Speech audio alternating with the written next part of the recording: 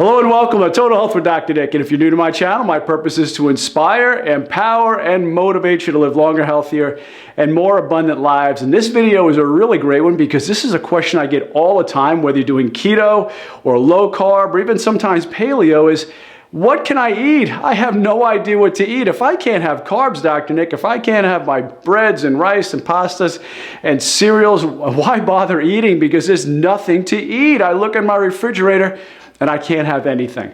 Well, this video is gonna give you a ton of different assortments. And if you can't find something to eat on this video, then I think you need to get checked out because I've got about 118 different foods that you can combine in many, many different ways and create some of the most delicious dishes that you can imagine. So, how did I come up with these foods? Well, I wanted to come up with foods that were either zero carb or very low carb. Carbs that were typically below about 5 grams per serving. Now, I do have some on here because I wanted to include some different foods and some fruits. So that way you had a little bit of variety there that may be a little bit over the 5 grams, but they're still considered low carb. So let's go ahead and dive in with the best foods that are low or zero carb.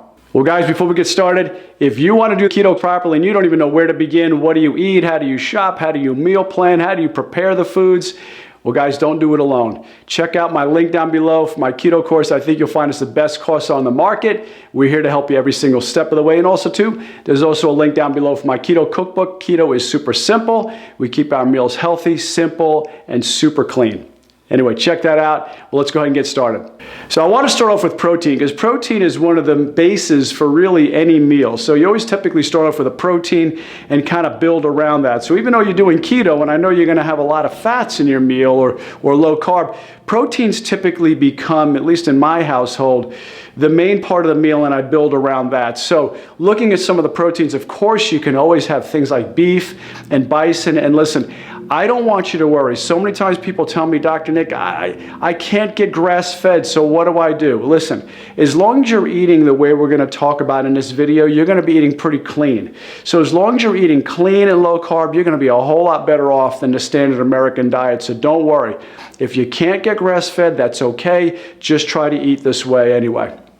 Venison, so of course if you can get deer, I'm living outside of Atlanta and pretty much people can get deer in their own backyard. So, and sometimes you kind of hit them on the road. So I hate to say that, but that's happened a lot of times because they are all over the place where I live. So things like pork and lamb. Now, a lot of times people would think, well, I don't want to eat pork because it's not clean. Well, in the biblical times, it was for different reasons, but just make sure the pork is raised humanely. Make sure it's raised maybe by Butcher Box. It's always one of our sponsors. They've got some really, really great clean pork because what happens with pork is it tends to hold a lot of its toxins within its fat. So you want to make sure you get a good clean source for the pork. Veal, elk, once again, game. So if you can get around, some places out in the country where you can get some of these, fantastic different game animals, you're going to be better off. Chicken, of course, farm raised, make sure it's pasture, cage free. That's always going to be better. Eggs, same thing. Turkey. In fact, turkey is really a lot better than chicken in many, many regards. So you want to get as much turkey as possible and eat as much of the dark meat as possible. When I was a kid, I didn't like the dark meat. Now I've really come to love it a lot because it's got a lot more flavor to it.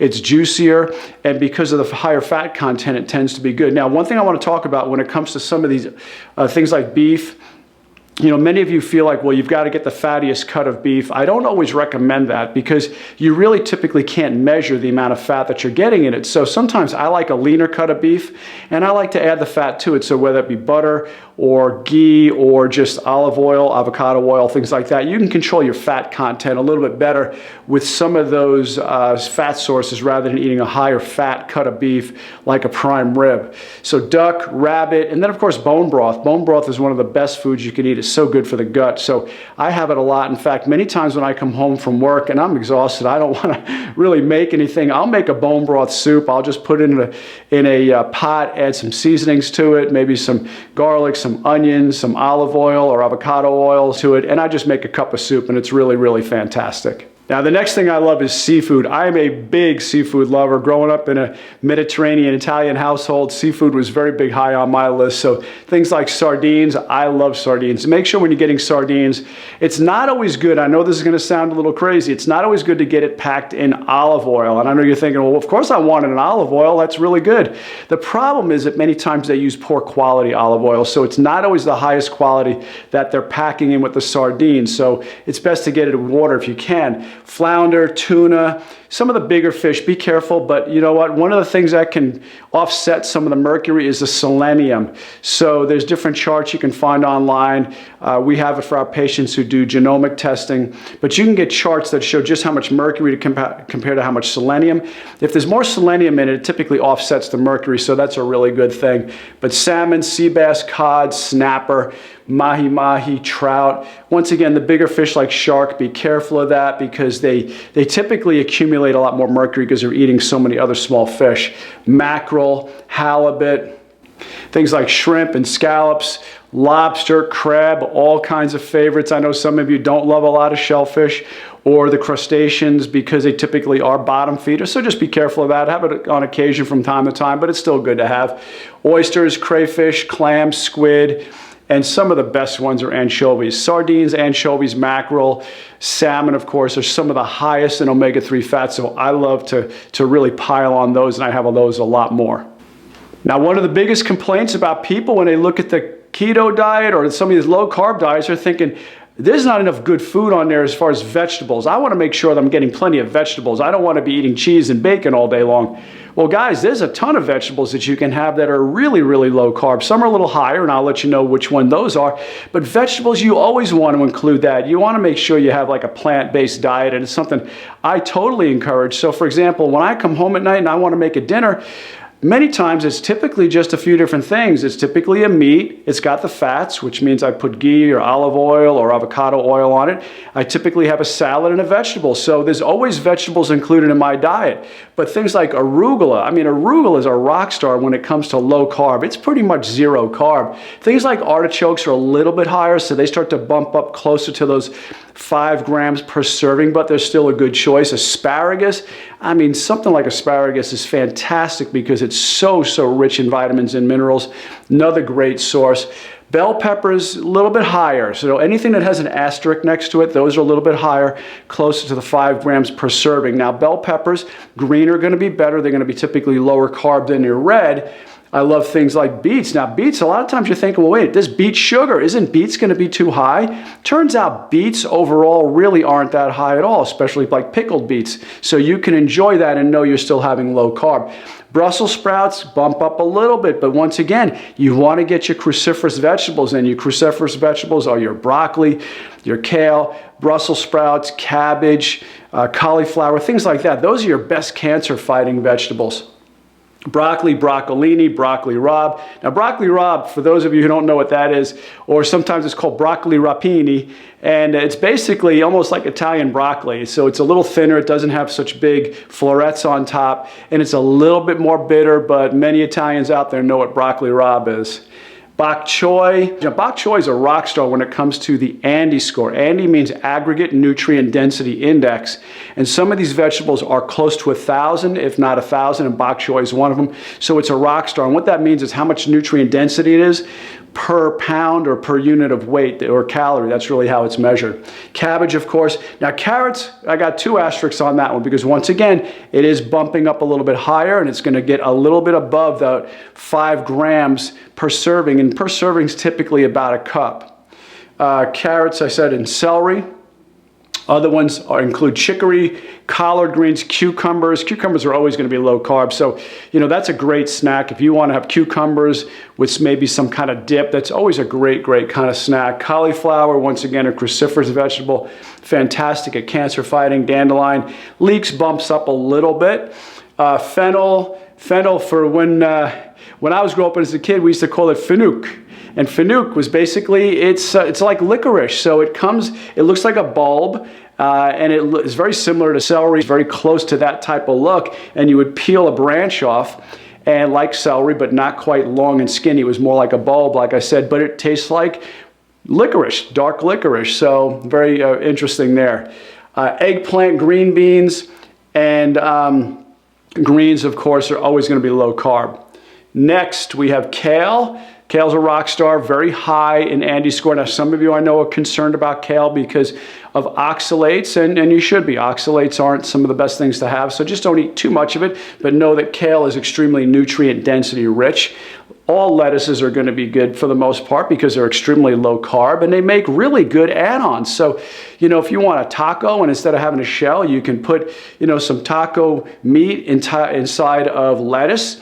Use a lettuce wrap, make a burger out of lettuce, make a sandwich out of romaine lettuce. So lettuce is a great low carb way to eat many, many different things. Radishes, spinach, peas are going to bump up a little bit. You see I've got 3 asterisks there, so you get a little bit above, definitely between that 5 and 10 grams. Now, how is that determined? Let me talk about that for a quick second.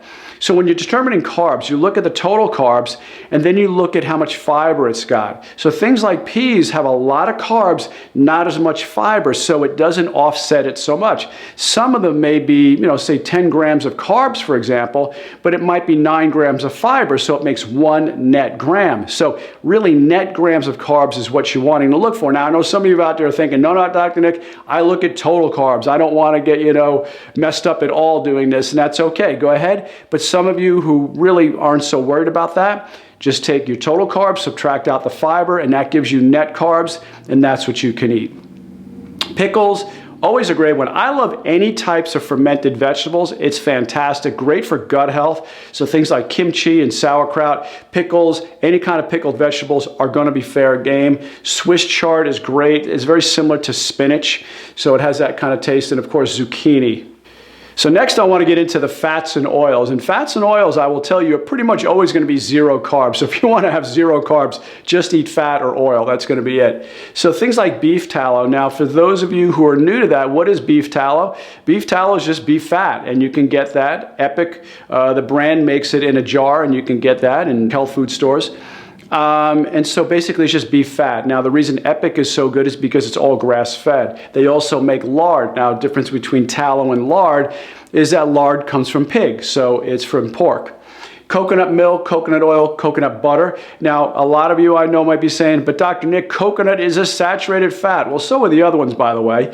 But saturated fat is good for you. You absolutely need saturated fat. In fact, I did a video on that talking about the 10 benefits of why you need saturated fat. Everything from brain function to cell function to surfactants in your lungs to the type of fat your heart runs off of. So you definitely want saturated fats. Your ghee and butter. Now, what's the difference between that? So butter, you know what butter is, but ghee is basically clarified butter that's been then clarified again. So it's got a higher smoking point. It's a lot cleaner. Those of you who have been to maybe a seafood restaurant, you get the lobster out on a table and they bring out those little cups of butter and it's clear butter. That's clarified butter. So basically the proteins, casein, and things like that are taken out of it. So it's basically just pure butter fat in a way. So great thing to cook with. You can brush it on meats. It takes a high heat. So ghee is really good. Of course, olive oil, extra virgin olive oil, one of the finest fats. Of course, it's a monounsaturated fat. It is one of the best fats. In fact, what you should be doing, all right? What you should be doing, take my advice on this, is you do everything you can to get more olive oil in your system, okay? That's a quick tip right there. That means if you want to put it on tomatoes, if you want to put it on a salad, you want to put it on anything. I drizzle it all over any vegetable I make. If I make a steak, once I take it off the grill, I will drizzle olive oil all over it, okay? Anything that you can get olive oil on is going to be a winner for you because olive oil is probably the healthiest, or if not one of the healthiest fats you could possibly get in your body. It has got so many great benefits. Check out some videos I did on that too. But you want to get olive oil in your system. Great snack is olives. So many times people say to me, I don't know what to snack on when I get home. Olives, just eat some olives. Kalamata olives or just black olives, green olives, any kind of olives. It's a great snack, so have plenty of that. But avocado oil is a great oil, has a higher heat than, say, olive oil. You don't want to really cook with olive oil, or if you do, keep it on a lower heat. You definitely don't want to get it to its smoking point. Otherwise, you take a good oil and make it bad. So to use something like avocado oil, its smoking point is, I think, like 460, so it's a lot higher than olive oil, so it takes a higher heat. So anytime I want to put something on the grill, maybe grilled vegetables, I will use avocado oil. Walnut oil is another great one. Another great source of omega-3 fats, and it's just really can also handle a higher heat. Macadamia nut oil is fantastic. Of all the oils, macadamia is definitely one of the best. MCT oil, I wouldn't cook with that, but MCT oil is medium chain triglycerides, and that's basically I would say the best part of coconut oil. So coconut oil has many different fats, but the fats in it that range from a 6 to a 12 carbon chain. Now what that means is fatty acids are in chains. And so that means it's a bunch of carbons lined up with hydrogens around it. So when you have 6 carbons lined up, that's a 6 carbon fatty acid. And then of course it goes from a 6 to an 8 to a 10 to a 12. Medium chain triglycerides, MCT, means it's anywhere from 6 to 12. Better off is going to be the lower ones. 6 is a little bit bitter, but the best MCT oils are going to be 8 and 10. Those are the ones you want. But MCT oil is great for drizzling on a salad if you want to put it in a smoothie. Take it off the spoon, put it in your coffee. A lot of you drink bulletproof coffee, so this is a great way to have it. But MCT oil is fantastic, and it's definitely something you want to add to your diet, especially if you're struggling with cognitive function, because it gets to the brain very quickly. So it's fantastic for brain function. Also, too, it's great for energy because it's burned up by the liver so quickly. It's converted to ketones so fast because your body doesn't have to go through so many conversion processes with it. Avocados are phenomenal. Now, avocados are going to be a little higher because they do have some carbs, and because the carbs aren't offset by as much fiber, it's going to be a little bit higher in your carbs, but still, avocados are one of the best foods that you could possibly eat. Now let's talk about nuts. So nuts are another great snack to add, but remember, there's a lot of calories in nuts, so you don't want to just sit there with a whole thing of nuts, like a whole cup of it, because that cup might have close to 1,000 calories. So you want to make sure that you're having nuts, you're having them, a handful of them, okay? So things like hazelnuts, almonds, nuts are a great source of omega-3 fats. And one thing you notice on the oils and fats I just talked about, there was no seed oils, there was no vegetable oils. Now the vegetable oils, I'm going to say real quickly, are very bad oils. I've done videos on that too. So you want to avoid the nut oils and the seed oils because they are highly processed. They use hexane, bleaching agents, chemicals that remove smells from it. They add all kinds of additives to it. So you want to avoid nut and seed oils. They're typically very high in omega-6 fats. They typically go rancid and are typically highly inflammatory. But you can have nuts in this form. This is a great way to get, nuts in your diet. So Brazil nuts, pecans, macadamia nuts, pistachios, walnuts, cashews, all these nuts are a really great choice. I'd say probably one of the better ones. If you were to pick one nut, it's going to be macadamia nuts. Pine nuts, coconut, and nut butters, right? So nut butters are going to be a much better choice than peanut butter. Peanut butter has got a lot of mold in it. Now, because of the way peanuts are grown, they're grown underground, and the mold can get inside the seed because their shell is very porous. So you want to avoid it. The best kind of peanuts, if you're going to have them, are Valencia peanuts. They're lower mold peanuts. So that's going to be your better choice. Otherwise, use your nut butters like your coconut butter, almond butter, macadamia nut butter, things like that. They're going to be a much better choice. As far as seeds, once again, seeds are fair game. It's just not seed oils. You want to avoid that. So pumpkin seeds are great. And guys, by the way, if they're unprocessed and raw, even better. Hemp seeds, sesame seeds, flax, sunflower seeds, and chia seeds. I make a great chia seed pudding. In fact, it's on one of my videos too. Basically, it's chia seeds. It's either heavy cream, it's got almond milk, vanilla extract, and a sweetener that you prefer, a low-carb sweetener. And you just let those chia seeds plump up in that liquid, and it makes a really wonderful pudding. You can even add cocoa powder to it and make a cocoa chocolate chia seed pudding. It's really good. But any of these seeds are good. Now, you don't want to use flaxseed in their whole form, okay? You're not going to digest it, okay? And I'm not going to get gross about that. But if you're going to use flax seeds, take them whole, put them in a blender, not a food processor because it won't blend it. Put it in your blender and just pulverize them. And then you can put it on things and use it. So you can put it in your smoothies, you can put it on salads and things like that. But you don't want to get it pre-ground because it's typically oxidized and it's not so good. Next, dairy. All right, so dairy is always going to be something big on a low-carb diet, and pretty much dairy is always going to be 0 to very low carb.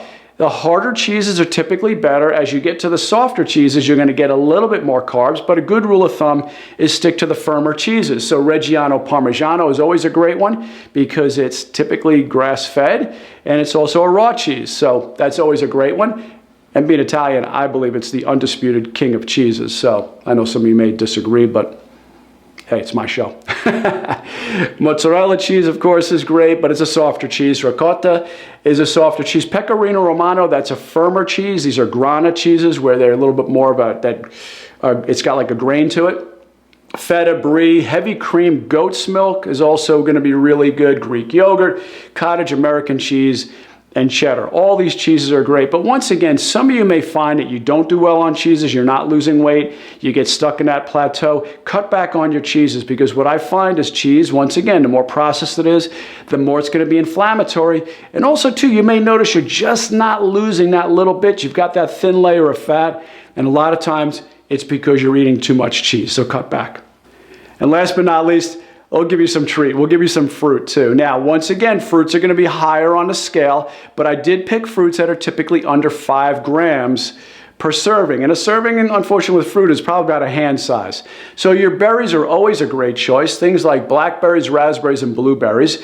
I would say your blackberries and raspberries are going to be even better than the blueberries. They're all high in antioxidants, so it's very, very good. But the other two are going to be a little bit lower in carbs than your blueberries. Lemon and lime, you notice I've got an asterisk next to that. It can get a little bit high, but it's really not too much over 5 grams. It's about 5 grams per lemon. And here's the great thing about a lemon. You're not going to eat a whole lemon. So it's really under that when it comes down to serving size. Strawberries, once again, they're a little bit higher. They're not going to be as low as, say, things like blackberries or raspberries. They're a little bit higher, but you can enjoy those too and not go too over high in the carbs. And yes, tomatoes are a fruit also. Best if you peel a tomato. I know a lot of you are worried about lectins and your nightshade things. Just peel the tomato and you're going to be a whole lot better off with it. Well, I hope you got a lot of great foods you can eat so you can do a lot of delicious recipes on your keto or low carb diet. If you like what we're talking about, make sure you like, share, comment, and subscribe. Make sure you click that little bell notification so you get notified anytime I do a video. And also too, before you go, if you like this video, make sure you check out these. I'm sure you're going to love those too. Well, it's Dr. Nick. I love and appreciate you. Have a blessed day. Bye-bye.